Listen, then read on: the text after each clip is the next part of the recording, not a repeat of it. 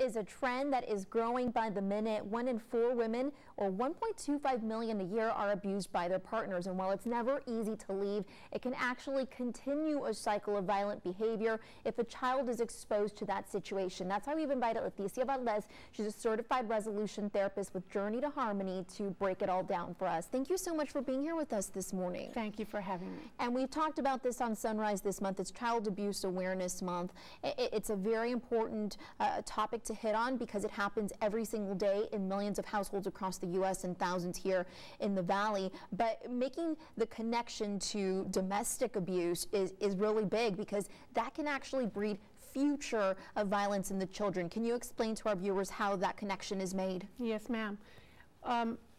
Children learn as they're growing up, and many have heard the expression, children are like sponges. Whatever they see in the home, they're observing, and they're absorbing it, and it becomes a part of their behavior. So if there's family violence in the home, they see that as something that happens, and then they start acting it out.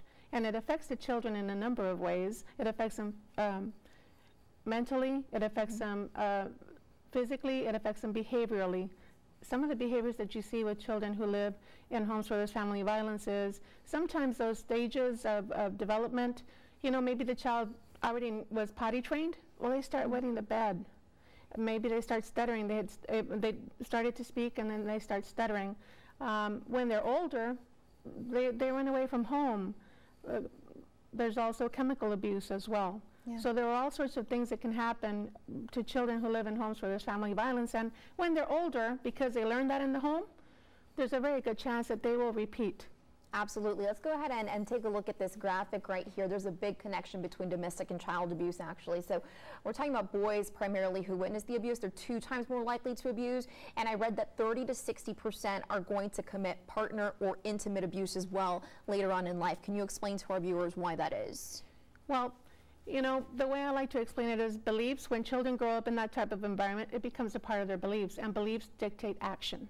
So if this is their belief, then that is what they're going to do. Some of the things that we do at Journey to Harmony Social Services is that we help men who want, or perpetrators of family violence who want to learn to make better choices, do that. It's a great opportunity to help those families where those perpetrators are coming from be safe for the children and the spouse as well. Absolutely, and it's not just men that commit the abuse. It can be women who abuse men as well, and yes, you know, it can affect little girls as well too.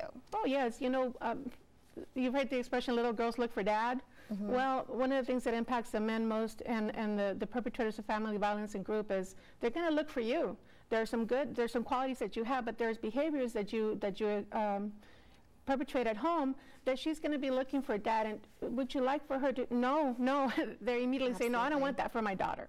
So yeah, that impacts the choices that girls make as they're growing up. Great. Well, we're going to keep you around, and you're going to come back in our next hour. It's a very interesting conversation to have. If you want to learn more about this, you can head over to valleycentral.com. Mary?